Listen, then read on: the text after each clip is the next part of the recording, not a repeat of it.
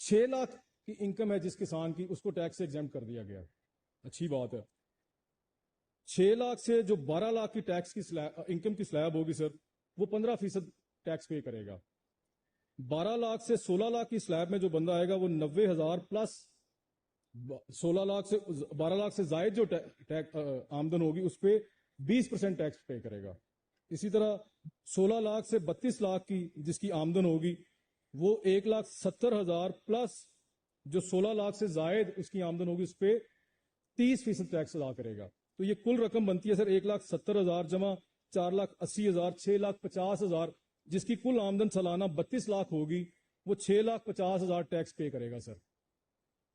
اسی طرح سے جس کی انکم 32 لاکھ سے 56 لاکھ ہوگی سر، وہ 6,50,000 plus the amount exceeding 32 lakh, he would pay 40% of his annual income.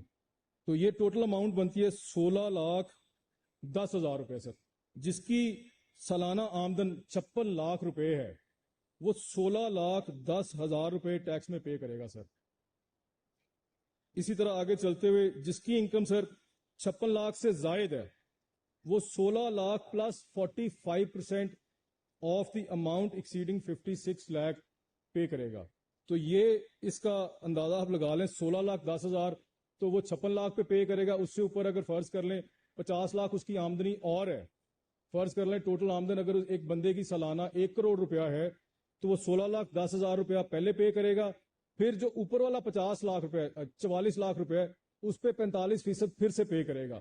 تو تقریباً جس کی آمدن 1 کروڑ روپیہ ہے وہ لگ بھگ 24-25 لاکھ روپیہ اپنی آمدن کا ٹیکس میں پے کرے گی، 37 لاکھ روپیہ to be exact. Thank you. تو ڈپٹی اسپیکر صاحب، میری آپ سے گزارش ہوگی کہ یہاں پہ یہ جو ایوان میں اراکین بیٹھے ہوئے ہیں ان میں سے ایک بھاری تعداد ذمہ دار طبقے سے منسلک ہے۔ یہ کس طرح کی اسمبلی ہے؟ یہ اپنے ہی لوگوں کا معاشی قتل کرنے پہ تلے ہوئے ہیں۔ یہ ہمیں علیحدگی میں بیٹھ کے نجی طور پہ تو سارے آ کے کہہ رہے ہیں کہ ہم اس بل کے خلاف ہیں، مان لیتے ہیں، لیکن یہاں پہ ووٹ کیوں اس کے حق میں آپ دے رہے ہیں؟